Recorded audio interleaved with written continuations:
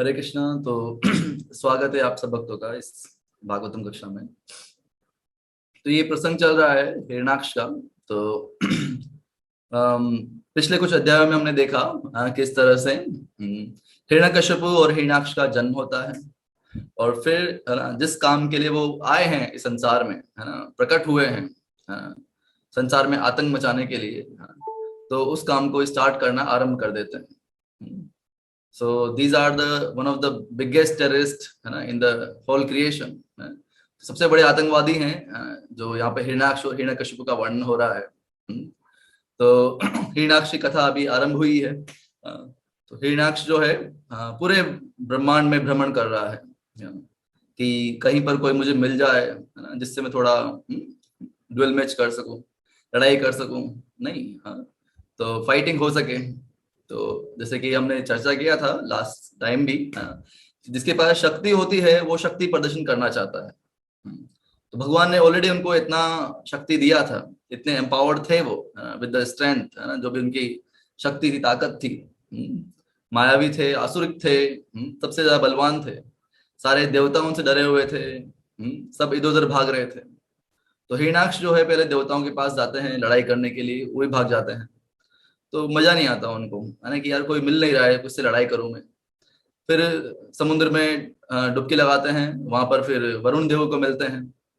तो वरुण देव जी कहते हैं, वहां पे भी बिल्कुल एक नौटंकी करते हैं। हाँ, वरुण देव से जब मिलते हैं तो सीधा उनके पैरों में पड़ जाते हैं। आपने शायद पिछले कुछ श्लोकों में सुना होगा, सीधा उनके पैरों में पड़ जाते हैं और उनसे कहते हैं कि आप ही सर्वशक्तिमान हैं, है ना, आप सबसे शक्तिशाली हैं, कृपया मुझे युद्ध की भिक्षा दीजिए, है ना, कि मैं आपसे युद्ध कर सकूं।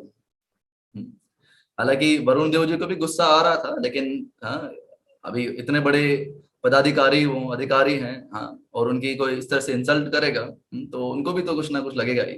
हाँ, ईगो तो हर्ट होता ही है। तो उनको भी लगा, है ना, लेकिन उन्होंने लॉजिक के बेस पर, है ना, कि अभी जो इनसे युद्ध करना सही नहीं है ना, इनकी शक्ति जो है बहुत ज्यादा है।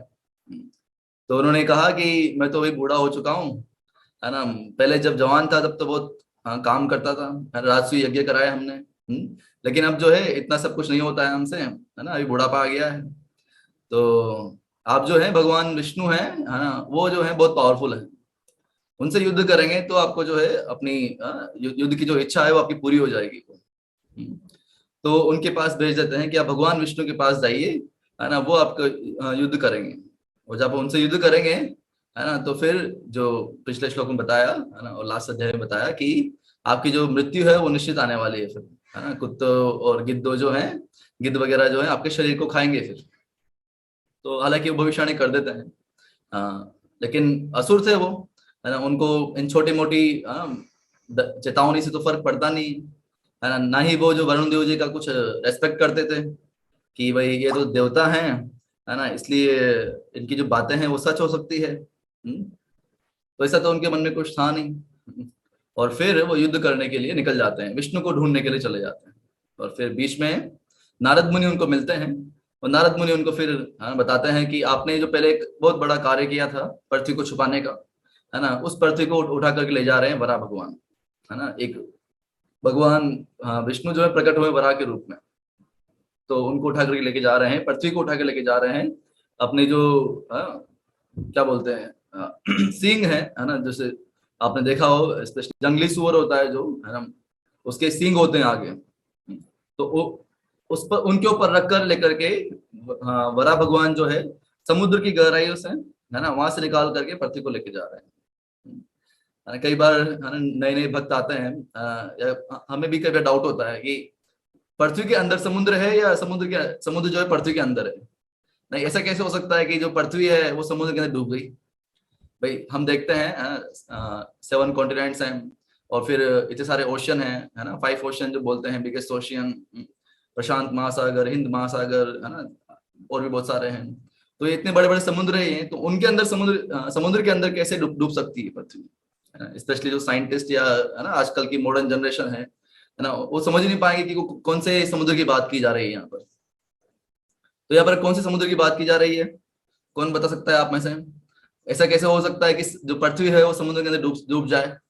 ये कौन सा सागर है जिसके अंदर बताया जा रहा है, ये जिसके बारे में और बताया जा रहा है यहाँ पर? अरबों हाथ खड़ा करिए, ऐसे नहीं, ऐसे मजा नहीं आता देखो। हाँ, हाथ खड़ा करिए, फिर पता लगे ना किसको पता है ना, किसको नहीं पता है। तो आपके इलेक्ट्रॉनिकली आप हैंड रेस कर सकते हैं, आपके वहाँ पे ऑप्शन होता है रिएक्शंस का, है ना, तो वहां पर आप हैंड रेस कर सकते हैं, जैसे मैंने यहाँ पे हैंड रेस किया, तो ऐसे आप हैंड रेस कर सकते हैं।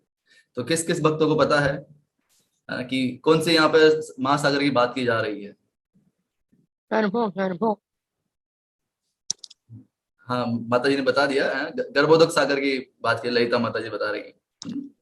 तो अच्छा। गर्भोदक सागर, जिसमें भगवान गर्भोदक विष्णु लेटे हुए हैं, तो ये पूरा ब्रह्मांड है ये, है ना, तो पूरा ब्रह्मांड जो है आधा जो है पानी से भरा हुआ है। और उसी पर जो है गर्भोदक विष्णु विराजमान करते हैं, और उन्हीं की नाभि से कमल का फूल निकलता है, जिस पर ब्रह्मा जी प्रकट होते हैं।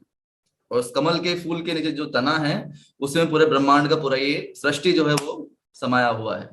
और टॉप ऑफ दिस, जो जिस फूल पर भगवान बैठे हैं, ब्रह्मा जी बैठे हुए हैं, है ना, तो वो जो लोक है, दैट्स ब्रह्मा जी का लोक है, सत्य लोक बोलते हैं उसको। तो वहां पर ब्रह्मा जी बैठे हुए हैं। तो Prithvi is one of the planet, है ना, बहुत एक छोटा सा प्लानेट है पूरे इस ब्रह्मांड के अंदर। तो उस पृथ्वी को उठा करके लेके चले जाते हैं ये हिरण्याक्ष, और उसको जो है पानी में जाकर के इस तरह छुपा देते हैं। तो भगवान जो है अलाउ करते हैं इस तरह से अपने भक्तों को, इवन असुरों को, है ना, हालांकि भक्ति थे हिरण्याक्ष को, है ना, लेकिन यहाँ पर एक दूसरे रोल में आया है वो। तो वो पानी में छुपा देते हैं पृथ्वी को। स्पेशली ये कथा आरंभ होती है कि जब ब्रह्मा जी जो है मनु और शत्रुपा, जो कि इस मानव जाति के विकास के लिए उनको उत्तरदायी दिया जाता है, जिम्मेदारी दी जाती है ब्रह्मा जी के द्वारा, कि आप दोनों जाइए और अभी जो है मनुष्य जाति का पॉपुलेशन बढ़ाइए। तो उनको भेजा जाता है पृथ्वी पर, कि आप जाइए पृथ्वी पर। तो जब वो जाते हैं पृथ्वी ढूंढने जाते हैं पहले, कि पृथ्वी कहाँ पर है, तो उनको पूरे ब्रह्मांड के अंदर ही पृथ्वी नहीं मिलती है, कि पृथ्वी तो गायब हो चुकी है ना, पृथ्वी कहाँ है। तो वापस रिपोर्ट, है ना, रिपोर्टिंग करते हैं, है ना, वापस रिपोर्टिंग करते हैं ब्रह्मा जी को, है ना, कि देयर इज नो अर्थ, है ना, so where we can repopulate the human beings, तो कहाँ पॉपुलेशन बढ़ाएंगे हम। तो फिर ब्रह्मा जी देखते हैं कि दोबारा अपना गूगल मैप चेक करते हैं कहाँ पर गई पृथ्वी, तो कहीं नहीं है पृथ्वी तो। तो फिर वो टेंशन में आ जाता है कि ये ऐसा कैसे हो सकता है। और उसी टेंशन में जो है ना, उनको छींक आती है ना, या फिर उनके नाक से जो है एक मटर के दाने के बराबर का, है ना, कुछ जीव निकलता है। उनको भी समझ नहीं आता कि ये क्या हो रहा है। और वो थोड़ी देर में वो जो मटर के दाने के बराबर का जो जीव है, वो बड़ा होते होते होते होते इतना बड़ा हो जाता है कि पूरा ब्रह्मांड घेर लेता है। तो जब आप सोचिए कि वो पृथ्वी को अपने जो उनके सूंड है या फिर जो उनके दांत हैं, है ना, उसके ऊपर रख के लेके आ रहे हैं, यहाँ पर कहा गया है कि दाढ़ों पर रख के लेके आए, है ना। तो पृथ्वी कितनी सी होगी, है ना, उनके सामने, बड़ा भगवान के सामने, या बड़ा भगवान का साइज होगा जो कितना बड़ा होगा, हाँ। हम ह्यूमन ब्रेन से कैलकुलेट भी नहीं कर सकते कितना बड़ा साइज होगा, यदि पृथ्वी उसके सामने इतनी सी है तो। और फिर उसके आगे फिर जो ये बहुत सुंदर लीला है भगवान वराह की, है ना, वो होती है। वो फिर लड़ाई करते हैं और फिर आगे युद्ध होता है।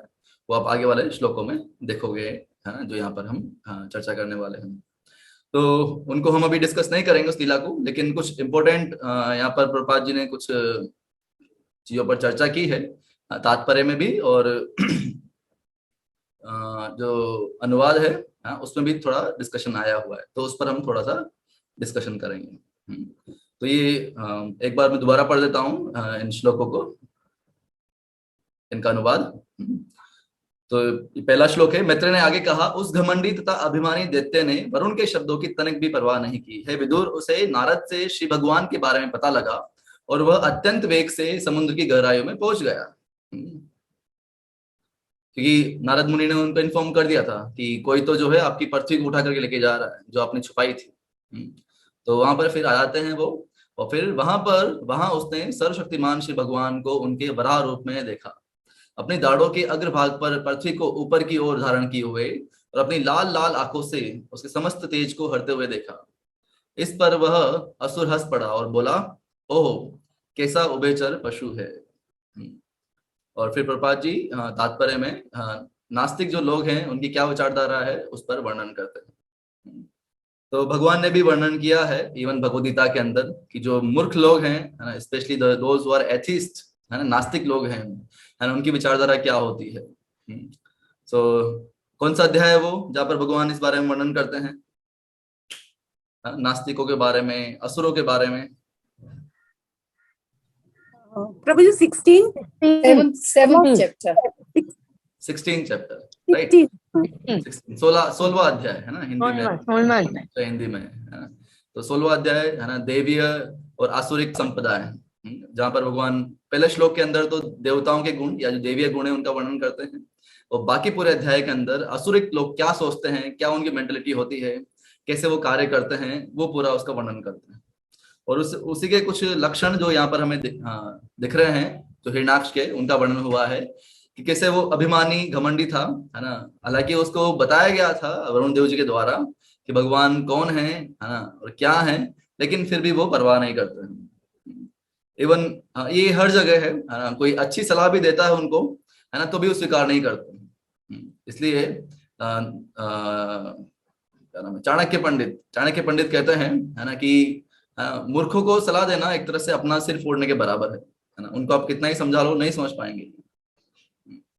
तो ये आसुरी विचारधारा होती है, कि भगवान में विश्वास नहीं करते हैं, कि कोई क्रिएटर नहीं है संसार का, है ना, जो भी है हम ही हैं, हम ही चला रहे हैं संसार को, और हमारे बिना जो है संसार नहीं चल सकता, हम ही राज करने वाले हैं यहाँ पर, और ये संसार केवल हमारे भोग के लिए बना हुआ है। हाँ, तो ये पूरी भगवान ने पूरी डिटेल में बताया है उस कंसेप्ट को कि आसुरी मेंटेलिटी क्या है, और ये मेंटेलिटी हमारे अंदर भी है ना। ऐसा नहीं कि हम पूर्ण रूप से शुद्ध हो गए हैं, कहीं ना कहीं ये मेंटेलिटी हमारे अंदर भी है, इसलिए हम इस धराधाम पर हैं। जैसे कि प्रभुपाद जी के गुरु महाराज भक्ति सिद्धांत सरस्वती ठाकुर कहा करते थे, this place is not for gentleman, है ना, कि जो स्थान है ना, इस भौतिक संसार, वो एक जेंटलमैन के लिए रहने की जगह नहीं है, एक सभ्य पुरुष के रहने की जगह नहीं है। हमने कुछ ना कुछ गलत किया है, कुछ ना कुछ पाप किए हैं, इसलिए उनका परिणाम भुगत रहे हैं इस शरीर में रह करके। हम इस भौतिक शरीर में, किसी के पास शरीर है, इस भौतिक शरीर है जिसके पास, मतलब कि वो कहीं ना कहीं उसने कुछ ना कुछ गलत किया है, इसलिए उसको शरीर मिला है। So now the process is, है ना, जो सिद्धांत है ये, है ना, कि अब हम आ तो चुके हैं इस धराधाम पर, इस भौतिक संसार में, लेकिन निकलना इंपॉर्टेंट है उसको।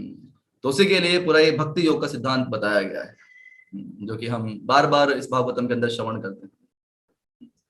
और ये जो भक्ति योग का सिद्धांत है ये, है ना, इसको बिना भक्तों के संग के नहीं समझा जा सकता। भले आपके पास पुस्तकें हों, है ना, सब कुछ हो, लेकिन फिर भी भक्तों के इस संग के बिना इट्स नॉट पॉसिबल, असंभव हो। उदाहरण देखते हैं हम, है ना, शास्त्रों में कई उदाहरण है इस चीज के। जैसे कि क्या नाम है उनका, भरत महाराज, है ना। भरत महाराज की कथा आप सबने सुनी है, किस तरह से उनको 3 लाइफ लेना पड़ा। पहले लाइफ में इतने बड़े राजा थे वो, पूरे ब्रह्मांड के सम्राट थे वो, लेकिन और जवानी में ही छोड़ दिया था उन्होंने, जवानी में ही पूरा राजपाट छोड़ करके अपने बच्चों को दे करके चले गए थे। और तो और इतना पूरा ध्यान पूर्वक सब कार्य कर रहे थे। जो हम बोलते हैं भक्ति की 9 स्टेजेस होती हैं, है ना, श्रद्धा, साधु संग, ये सारी चीजें जो बिल्कुल भाव के स्तर तक आ चुके थे। The last stage that's called prem, उससे जस्ट एक स्टेप पहले थे। लेकिन समा उधर उनके हृदय, उनकी लाइफ में एक, है ना, ट्रेजेडी हो जाती है। क्या ट्रेजेडी हो जाती है कि एक हिरण उनकी लाइफ में आ जाता है, और फिर पूरी कहानी जो है, वो बिल्कुल रिवर्स हो जाती है। कहाँ वो भाव की स्थिति पे थे, कहाँ भगवान में मन लगा रहे थे, और पूरा जो है बिल्कुल जस्ट ऑपोजिट हो गया। मान लीजिए यदि वो अकेले नहीं होते, नहीं, और कोई भक्त उनके साथ में होता, तो क्या ऐसा होता? कोई दूसरा भक्त होता तो बोलता ना, क्या प्रभु क्या कर रहे हो, ये हिरण हिरण के बच्चे से क्या खेल रहे हो, है ना, छोड़ दो इसको, जंगल में छोड़ दो। कोई ना कोई तो बोलता है एटलीस्ट उनको, है ना, कि तुम रास्ते से भटक रहे हो। नहीं, तो इसलिए फिर क्या हुआ, वो फिर नेक्स्ट लाइफ में हिरण बन गए, और फिर जो है उनको फिर बात समझ में आ गई, और जब हिरण बने तो फिर वो भक्तों के साथ रहने लगे, जहाँ पर साधु रहा करते थे, साधु संग में रहने लगे। और फिर जब थर्ड लाइफ जब उनका आया जड़ भरत में, तब वो अपने पूर्ण रूप से मन को भगवान में लगा दिए, और पूर्ण रूप से भगवान की भक्ति में लगे। तो कोई बोल सकता है कि जब थर्ड लाइफ आया, है ना, तो वो तो तब भी तो भक्तों के संग में नहीं थे, नहीं। लेकिन तब तक जो थे वो पूर्ण रूप से, है ना, बिल्कुल प्रेम की स्थिति पे आ चुके थे, है ना, कि भगवान की भक्ति के लिए अकेले कर सकते थे। तो जब तक हम जो है उस स्थिति में नहीं है कि हम अकेले कर सके, और अकेला हालांकि इवन प्रभुपाद जी कभी नहीं कहे, प्रभुपाद जी हमेशा भक्तों के संग में, हालांकि प्रभुपाद जी खुद कर सकते थे सब कुछ, लेकिन फिर भी सब हमेशा भक्तों के साथ में, भक्तों के संग में कार्य किए। तो जब तक हम शुद्ध नहीं हो जाते पूर्ण रूप से, है ना, तब तक हमेशा हमें, इवन शुद्ध हो जाते हैं तब भी हम भक्तों के संग की आवश्यकता है, क्योंकि ये आचार्यों का आदेश है कि भक्तों के संग में रह करके भक्ति होती है। स्पेशली चैतन्य महाप्रभु ने ये संकीर्तन आंदोलन दिया, है ना, जहाँ पे संग में कीर्तन करने की शक्ति है। इसलिए तो भक्तिनोद ठाकुर गाते हैं एक सॉन्ग में कि मेरे अकेले में कोई ताकत नहीं है। जब वैष्णवों की, गुरु की कृपा होती है ना, उनका संग प्राप्त होता है, तभी जो है व्यक्ति इस भक्ति के सिद्धांत को समझ सकता है। हमारे साथ ऐसा क्यों होता है कि हम सिद्धांत जानते हैं, है ना, फिलोसफी जानते हैं, है ना, लेकिन फिर भी जो है, जो तमोगुण रजोगुण का प्रभाव होता है, उससे हम बाहर नहीं निकल पाते हैं, क्योंकि अभी हम जो है पूर्ण रूप से शुद्ध नहीं हुए हैं। जैसे कई बार भक्त लोग पूछते हैं कि हम तो कई सालों से जप कर रहे हैं, है ना, कई सालों से हम माला करते हैं, जो 4 नियम है उनको पालन करते हैं, ठाकुर जी को भोग लगाते हैं, है ना, लेकिन फिर भी जो है हम जो सिद्धांत सुनते हैं, है ना, फिलोसफी सुनते हैं कुछ, तो वो दिमाग में बैठ नहीं पाता है, या उसको अप्लाई नहीं कर पाते हैं जब करना होता है। तो कारण यही है कि अभी भी हमारा जो अज्ञानता का जो, है ना, लेयर है हमारे मस्तिष्क में, मन में, वो अभी तक गया नहीं है। और तब तक जो है हमें प्रयास करते रहना है।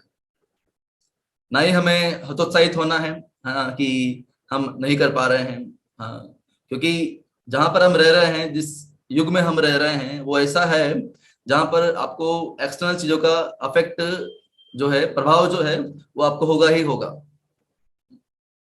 तो बाहर हम देखते हैं दुनिया में कोई भक्त नहीं है, भक्तों की संख्या बहुत कम है, तो हम भी उनके जो तमोगुण रजोगुण का जो प्रभाव है ना, वो भी हमारे ऊपर आता है फिर, और उस प्रभाव से जो है हम भक्ति में गिरते हैं। गिरते हैं मतलब हमारा माला अच्छे से नहीं होता है, या कभी कोई नियम टूट जाता है, या कभी कुछ और चीज हो जाती है लाइफ के अंदर।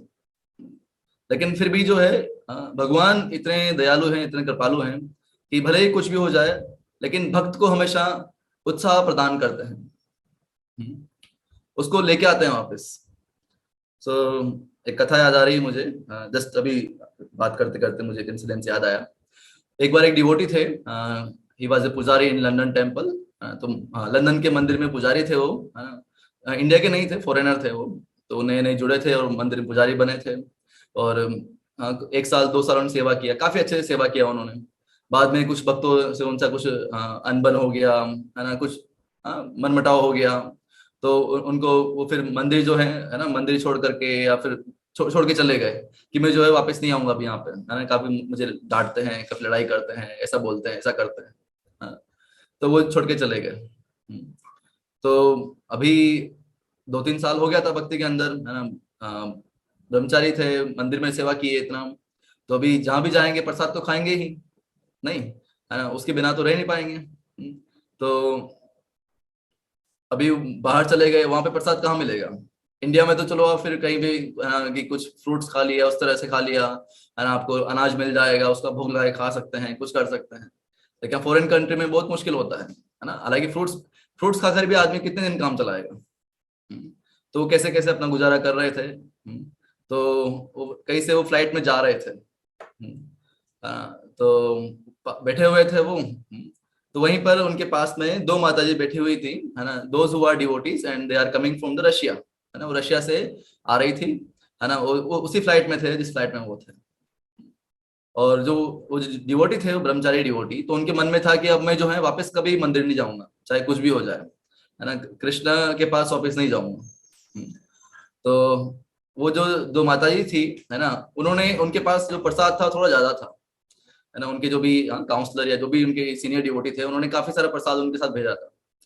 तो उन्होंने ऐसे ही उनसे पूछा, है ना, कि आप भी प्रसाद लीजिए, है ना। वो भले ही, है ना, अपने पूरे गेटअप सब कुछ चेंज कर चुके थे, है ना, माला वाला भी सब फेंक दिया था।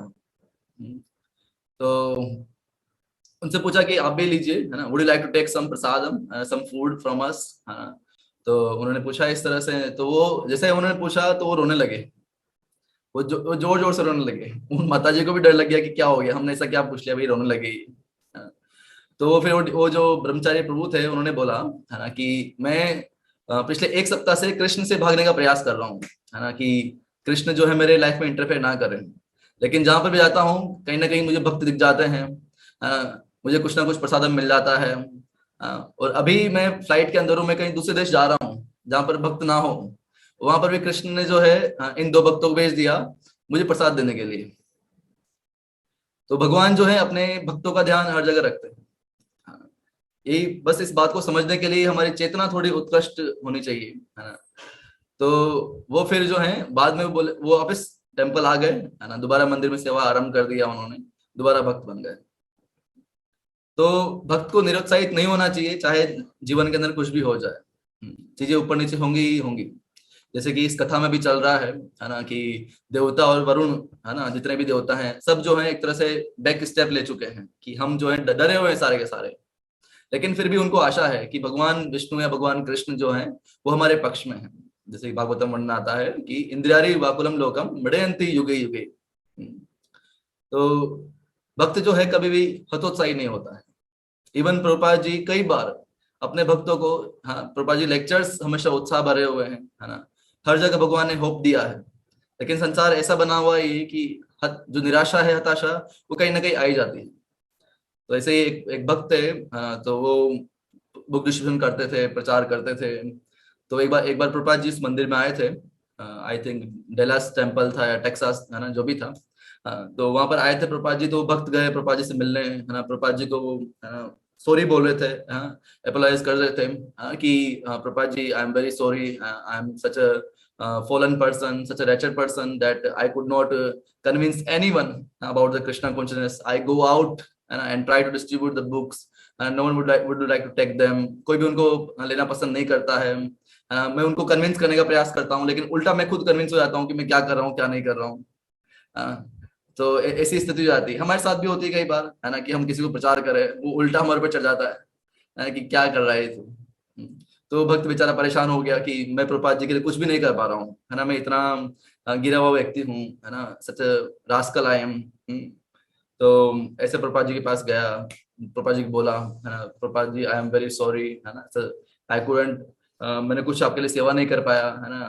तो फिर प्रभुपाद जी बोले, are they offended Lord Chaitanya and Lord Nityananda. तो वो भक्त जो है वो थोड़ा शौक हो गया कि मैं क्या बोल रहा हूँ और प्रभुपाद जी क्या बोल रहे हैं। नहीं, अ, तो फिर वो दोबारा स्टार्ट हुआ अपनी, है ना, गाथा दोबारा स्टार्ट करने लगा कि Prabhupada ji I am very sorry, मैं कुछ सेवा नहीं कर पा रहा हूँ वगैरह वगैरह, वापस स्टार्ट हो गया वो। फिर प्रभुपाद जी बोले उसको, क्या उन्होंने चैतन्य महाप्रभु और नित्यानंद प्रभु का अपराध किया है क्या, है ना, उनके बारे में कुछ गलत बोला है क्या। तो अब वो समझ नहीं पा रहा है कि प्रभुपाद जी क्या बोल रहे हैं। तो फिर वो प्रभुपाद जी बोले कि even when Lord Chaitanya was preaching, it's not that everyone is becoming a devotee. Even जब चैतन्य महाप्रभु जो प्रचार कर रहे थे, ऐसा नहीं कि हर कोई भक्त बन रहा था। नित्यानंद प्रभु के ऊपर हमला किया गया, है ना, उनका सर फोड़ दिया गया, उनके सिर से खून निकल निकल के आ गया। जब चैतन्य महाप्रभु प्रचार कर रहे हैं, नित्यानंद प्रभु जब प्रचार किए, तो हर कोई भक्त नहीं बना। तो क्या आपको लगता है, तो हमारी और आपकी क्या औकात है, नहीं, कि हम जो है उनको भक्त बना देंगे। तो वो फिर जो भक्त था वो थोड़ा वो, है ना, उसको सांत्वना मिला कि, है ना, कि कुछ तो मैं कर सकता हूँ, अभी भी मेरे पास, है ना, है, मतलब उसको होप लगा अपने अंदर से। तो इस तरह से प्रभुपाद जी ने उसको होप दिया, है ना, कि इट्स नॉट दैट कि हम प्रयास कर रहे हैं या कुछ कर रहे हैं और नहीं कर पा रहे हैं तो हम छोड़ दें। Specially this process of devotional service, which is the ultimate thing which one can do in his human life. एक मनुष्य जीवन में कोई सबसे अच्छा कार्य कर सकता है, वो कार्य केवल एक ही है, दैट इज भक्ति। तो फिर प्रभुपाद जी से पूछा उसने, उस भक्त ने, कि then what should I do, कि मैं क्या करूं, कि मैं बार बार इस तरह से फेल हो रहा हूं, मैं प्रयास करता हूं लेकिन कोई सुनता नहीं है, समझ में नहीं आता उन लोगों को, मेरी कोई पुस्तक लेता नहीं है।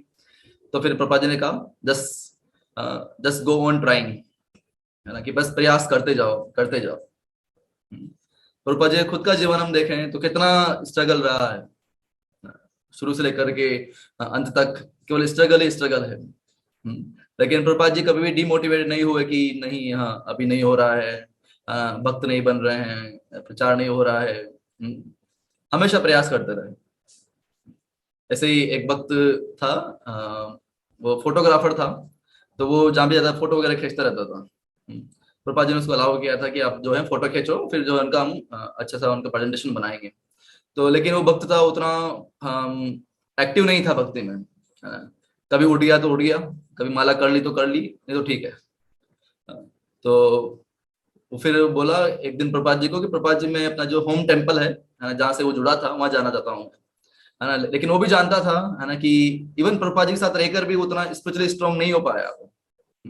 तो प्रभुपाद जी को बोलने लगा वो, प्रभुपाद, आई एम सच अ रास्कल। ऐसे बस स्टार्ट कर ही रहा था वो अपनी, है ना, दुख भरी कहानी सुनाने के लिए, कि मैंने क्या क्या नहीं किया है ना, कौन कौन से भक्ति के कार्य नहीं किए हैं। तो प्रभुपाद जी बोले, जैसे उसने कहा आई एम सच अ रास्कल, तो प्रभुपाद जी बोले, that's very good, you are a rascal. तो वो भी शौक हो गया कि प्रभुपाद जी क्या कह रहे हैं, मुझे क्या शाप दे रहे हैं क्या ये, कि मैं हमेशा जिंदगी भर रास्कल ही रहूं। तो वो फिर कंफ्यूज हो गया कि क्या बोल रहे हैं Prabhupada ji. Then Prabhupada said, even Chaitanya Mahaprabhu was a rascal, कि चैतन्य महाप्रभु थे, वो भी एक रास्कल थे। तो उसको और कंफ्यूजन हो गया, कि अब क्या बोल रहे हैं प्रभुपाद जी, चैतन्य महाप्रभु इज रास्कल। तो फिर प्रभुपाद जी उनसे कहते हैं, डू यू नो, क्या तुम जानते हो कि जब चैतन्य महाप्रभु बताते हैं अपने गुरु के बारे में, तो वो क्या बोलते थे, है ना। जब वो बनारस में जाते हैं, हाँ, और वहां पर एक बहुत बड़े सन्यासी होते हैं, मायावादी सन्यासी होते हैं, प्रकाशानंद सरस्वती, और वहां पर जाकर के उनको मिलना होता है, हाँ, तो वो बैठ जाते हैं, और फिर वो जहाँ पर पैर धोते हैं वहां पर बैठ जाते हैं। और फिर प्रकाशानंद सरस्वती आते हैं, वो पूछते हैं कि आप यहाँ पर क्यों बैठे हुए हैं, आप तो इतने बड़े प्रकांड पंडित हैं, है ना, विद्वान हैं, और ऐसी गंदी जगह बैठे हुए हैं जहाँ पर पैर धोते हैं लोग। तो फिर वो क्या उत्तर देते हैं, किसको पता है, चलो आप में से किसको पता है कि चैतन्य महाप्रभु क्या उत्तर देते हैं उस समय। हाथ खड़ा करना है, अनम्यूट नहीं करना है, हाथ खड़ा करना है।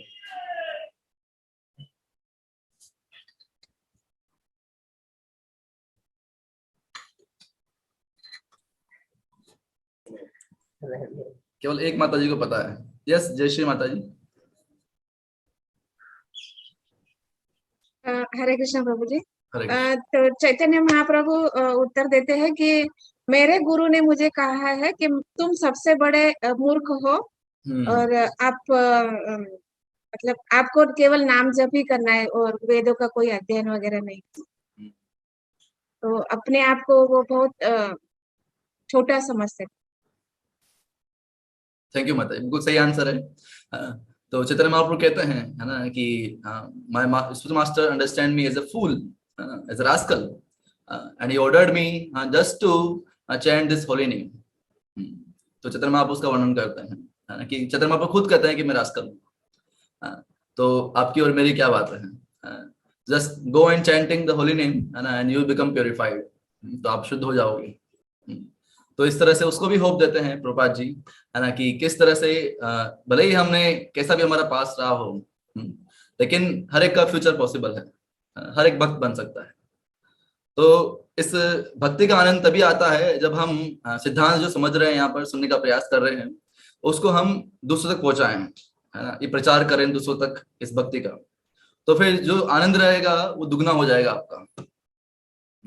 That's why it is said in there is a saying in English that if you want to understand something, है ना, just try to teach others, है ना, कि आप यदि कुछ सीखना चाहते हैं तो दूसरों को पढ़ाना स्टार्ट करो, तो आप जो है उसको ज्यादा अच्छे समझ पाएंगे। नहीं तो जब आप दूसरे को बोल रहे हैं, जैसे आप सब लोग यहाँ पर बैठे हुए हैं, तो हो सकता है आप में से कुछ लोग कुछ और कार्य कर रहे हो साथ साथ, है ना। अभी देखो सुबह सुबह का समय है, तो कोई सब्जी काट रहा हो या कुछ और कार्य कर रहा हो, है ना, कहीं कुछ बन रहा हो, नहीं, और साथ में ये भी चल रहा हो। तो बीच में हो सकता है कि आप जो मैं बोल रहा हूँ सुन ना पाए, लेकिन पिछले 1 घंटे में जो मैंने बोला है उसको मैंने 100% सुना है कि नहीं, क्योंकि मैं बोल रहा हूँ तो मुझे मुझे सुनाई दे रहा है वो, हाँ। तो वो 100% जो है वो मेरे दिमाग में जाएगा ही जाएगा, मैं कहीं और फोकस नहीं कर पाऊंगा उस समय, है ना, कि मुझे ये करना है, मुझे वो करना है, नहीं। तो जब आप बोलते हैं कृष्ण के बारे में, है ना, तो कृष्ण का स्मरण जो है वो आप 100% कर पाते हैं। इसलिए जो चैंटिंग है वो हम बोल बोल के करते हैं, इसलिए जब हम प्रीचिंग करते हैं तो इस तरह से बोलते हैं तो हमें ज्यादा स्मरण होता है कृष्ण का। तो इसलिए प्रभुपाद जी इस तरह से होप देते थे भक्तों को। ऐसे ही एक बार मुझे याद नहीं आ रहा कौन सा टेम्पल था वो, तो वहां पर प्रभुपाद जी गए थे, वहां पर प्रोग्राम करना था। तो प्रभुपाद जी जो है जस्ट एरोप्लेन से उतरे और फिर जो है भोजन करके प्रसाद पा करके है ना वो किसी दूसरे प्रोग्राम में जाने वाले थे। तो प्रभुपाद जी के लिए पूरी लेके आया गया, है ना, पूरी बनाते तो पूरी लेके आया गया उन प्रभुपाद जी के लिए। बिल्कुल फूली हुई पूरी थी, है ना, बिल्कुल राउंड शेप। प्रभुपाद जी ने खाया उसको। प्रभुपाद जी बोले it's very nice, who made this, है ना, किसने बनाया इस पूरी को। तो लेके आओ उस भक्त को। तो एक डिवोटी थे, कुछ कुर्म प्रभु नाम था उनका, तो वो आए। तो प्रभुपाद जी उनको बोले, है ना, कि thank you for chanting 16 round nicely and following the 4 regulated principal.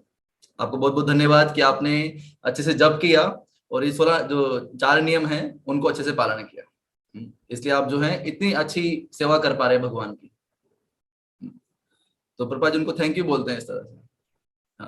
कि अभी कोई सोचेगा ये कैसे कनेक्शन बैठ सकता है ना, कि क्योंकि हम जो सेवा करते हैं, है ना, उसका कैसे हम सेवा कर रहे हैं वो हमारी साधना पर भी डिपेंड करता है।